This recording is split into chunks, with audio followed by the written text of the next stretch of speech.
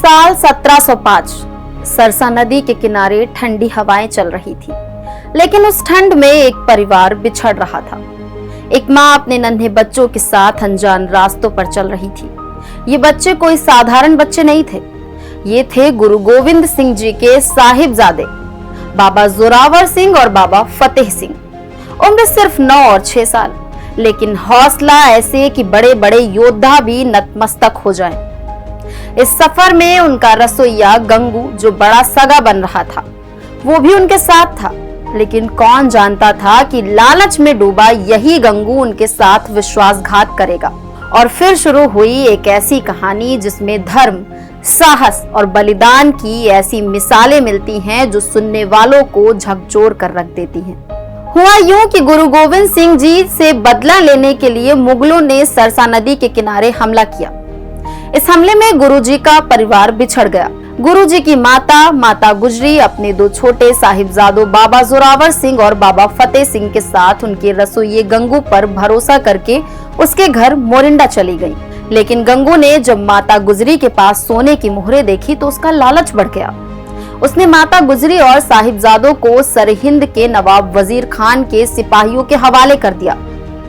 सरहिंद के नवाब वजीर खान ने साहिबजादों और माता गुजरी को खुले आसमान के नीचे ठंड में कैद कर दिया। पूस की कड़ाके की सर्द रातें थी। चारों ओर से खुली ऊंची बुर्ज पर माता गुजरी ने अपने पोतों को सिख धर्म की शिक्षा दी। उन्होंने कहा, धर्म की रक्षा के लिए सिर झुकाना नहीं, चाहे कैसी भी परिस्थिति आए सच्चाई का साथ कभी मत छोड़ना। अगले दिन दोनों साहिबजादों को वजीर खान की कचहरी में पेश किया गया। वजीर खान ने उनसे धर्म बदलने को कहा, लेकिन दोनों नन्हे साहिबजादों ने गर्व से जो बोले सो निहाल सत श्री अकाल का जयकारा लगाया और धर्म बदलने से इनकार कर दिया। वजीर खान ने उन्हें धमकी दी, अगर तुमने धर्म नहीं बदला तो तुम्हें मौत दी जाएगी। लेकिन साहिबजादों ने कहा, हम अपने धर्म और सच्चाई के रास्ते पर अडिग हैं। 26 दिसंबर 1705 वो दिन था जब वजीर खान ने अपने क्रूर फैसले पर अमल किया। उसने दोनों साहिबजादों को जिंदा दीवार में चुनवाने का आदेश दिया। दोनों साहिबजादे अपनी अंतिम सांस तक सच्चाई और धर्म के लिए खड़े रहे। माता गुजरी ने अपने पोतों की शहादत की खबर सुनते ही प्राण त्याग दिए।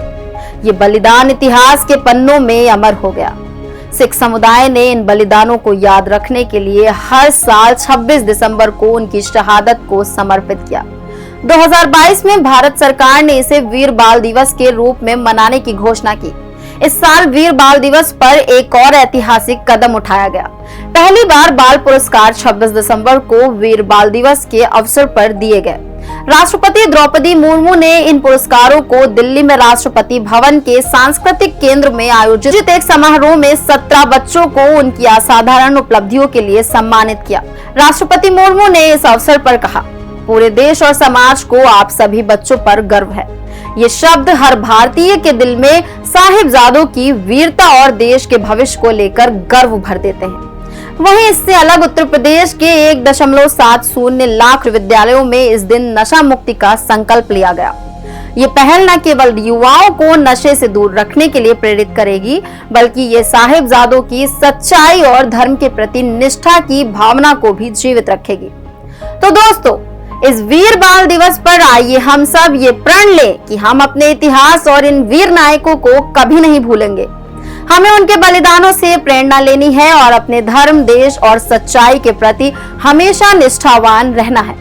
अगर आपको ये कहानी प्रेरणादायक लगी हो तो इसे जरूर शेयर करें। हमारे चैनल बातें यूपी की को सब्सक्राइब करें और बेल दबाना ना भूलें ताकि ऐसे ही और कहानियां आप तक पहुंचती रहें। धन्यवाद।